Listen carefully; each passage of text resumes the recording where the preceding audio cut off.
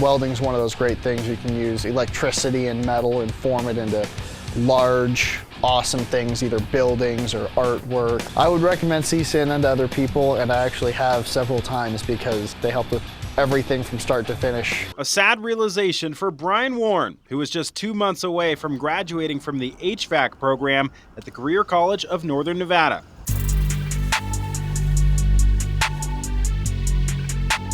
Okay, so we're going to talk a little bit about for-profit colleges because I ran into this story in my home. Some students got scammed, they got screwed. They found out that they were completely asked out because they were going to school at one of these for-profit colleges, and their college took their money and ran. So what exactly is a for-profit college? It's one of these institutions that you always see having commercials. ITT Tech, back in the day, University of Phoenix. They're not state schools, they're not state sponsored, they're all about profit. They're not the type of colleges where intellectuals go, where you're trying to become an engineer, a doctor, anything like that. It's one of these smaller type institutions, probably have a lot of locations nationwide, that are all about getting that money. And they usually hardly ever have regional accreditation, which is the accreditation type that really matters, the accreditation that transfers to real colleges, real community colleges or universities. It's all about giving students a quick degree. So it's a degree mill. We're going to give you a degree on paper. We just need you to come in for like 6 to 12 months, and we're just going to give you some meaningless degree that, if you're lucky, you're going to find some type of job, but most of these students get screwed. Once these students go in, because they're constantly advertising and they accept everybody, once these students go in and they guide them to sign that FAFSA, they need that grant, they need you to sign for that grant that the feds give out to students, and they need you to sign up for these massive loans. And most of these students don't know what they're doing. So once they go in and sign for that grant to go to their school and sign up for loans that the students take on, and that money immediately goes to the school, the students become irrelevant. They're like, look, you just signed on the dotted line. We're going to turn this in, and we got the money, and good luck. So these schools prey on ignorance. They find students who don't know what they're doing, and they victimize them.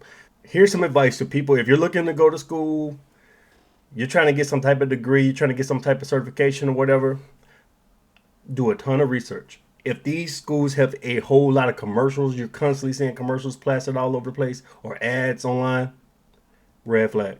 If the school that you're looking at has a 100% acceptance rate, they just let in everybody, red flag. Schools that do that are just trying to maximize their profit, because most of these students are going to need these federal loans, these Pell Grants, and the schools are just trying to get that money. If these degrees and certifications sound too good to be true, oh, you can get this certification in 9 months and you're going to be making $30 to $40 an hour. If it sounds too good to be true, red flag. So we're going to get into some of the most grimy stuff that these for-profit colleges do. We're going to look at the story that I mentioned a few minutes ago about what happened at the school in Nevada. Let's take a look. Student tells me he left class on Thursday, told his fellow classmates, see you on Monday, and Friday the school closed for good. Today the building is locked with no one in sight, and students want answers. Everything's still there like it was left Friday. It's gone. All my hard work is gone. A sad realization for Brian Warren, who was just 2 months away from graduating from the HVAC program at the Career College of Northern Nevada. I was never even notified. I found out on your news station, contacted teachers, fellow classmates, and they had no idea either.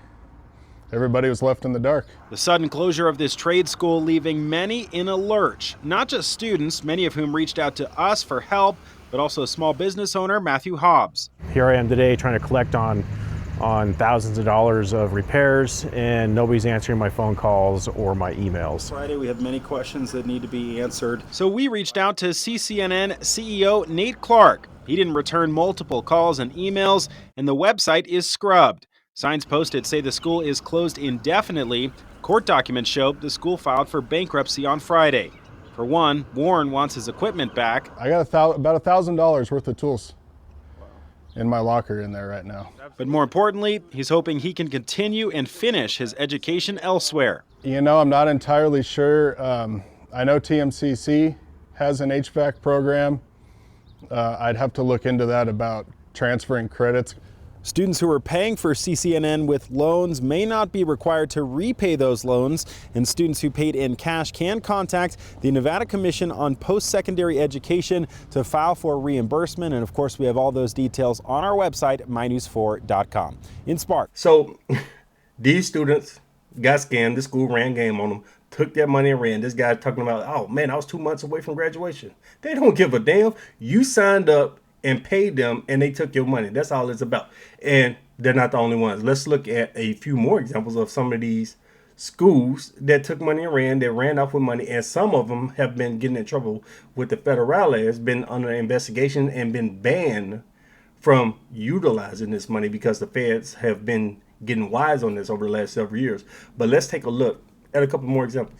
Instead of arriving for work today at Carousel Beauty College, Angela Alcorn was here at the Middletown branch picking up her belongings. It's heartbreaking and, kind of scary not knowing what you're going to do. Here in the Valley, students showed up for classes today at Brightwood College only to be told to pack up and go home. Education Corporation of America announced today that they are closing all their campuses. And one of those campuses is Brightwood College right here in Las Vegas. Now hundreds of students, many of whom were close to graduating, are stuck. You okay? You all right? Emotions were raw outside Brightwood College today. Everybody's crying. It's Students, some of them close to graduating, found out we were about to graduate. that won't be happening. It's horrible. ITT Technical Institute, which had been in business 50 years, announced today it's closing 130 locations nationwide, including the Norwood branch. This comes days after the U.S. Department of Education banned it from enrolling new students who use federal financial aid. The school has been the subject of state and federal investigations focusing on its recruiting and accounting practices. So this is grimy, man. These schools, they target low-income people. They plaster these commercials all over the place, and they prey on students who just don't know what they're doing. And once they file bankruptcy or whatever, they don't tell anybody. They don't tell the students, even the people who work there, the teachers or whatever. They don't even know. The people in charge of these businesses, the people in charge of the money, say, okay, we need to skip town. We've done all we can. We sucked out all the juice in this town that we could. The feds might be on us. They're trying to investigate us or whatever. So let's take these millions of dollars that we stolen, that we deceived these people, gave out useless degrees, got students mad at us. Let's skip town and get the hell out of here and go into hiding. So that's what they do. And like I said, do research. Be very careful when you're signing up for a school, especially one where already in the back of your mind, you're starting to get alerted like something doesn't seem right here. Be careful, do your research. And one of the most disgusting things, it was this school, I forgot the name of the school, but they were targeting veterans because veterans get the GI Bill, which is a massive amount of money, and these schools know it. They're like, man, could we get some of that money? And most of these veterans also qualify for the Pell Grants and loans on top of it. So if they can get a veteran to sign up for some BS degree mill type loan, they're really going to be raking profits. So there was a story about a couple of Marines. These guys were deployed over a while. They took injuries. These guys had brain injuries and really didn't know what they were doing. They weren't cognitively functioning at 100%. And this school said, oh, don't worry about it. We got you. They helped these guys sign up, sign the paperwork, sign away their GI Bill. They didn't give a damn about the condition of these veterans, these Marines.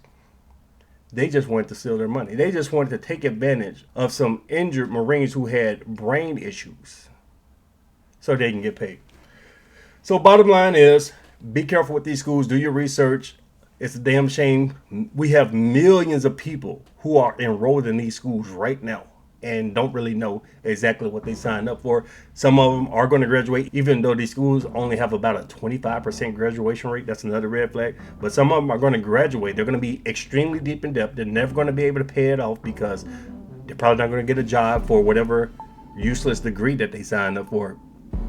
Or if they do, it's not going to be paying to justify the amount that they took out. So let me know what you guys think about this. Leave me your thoughts below. Share the video. Thanks for watching.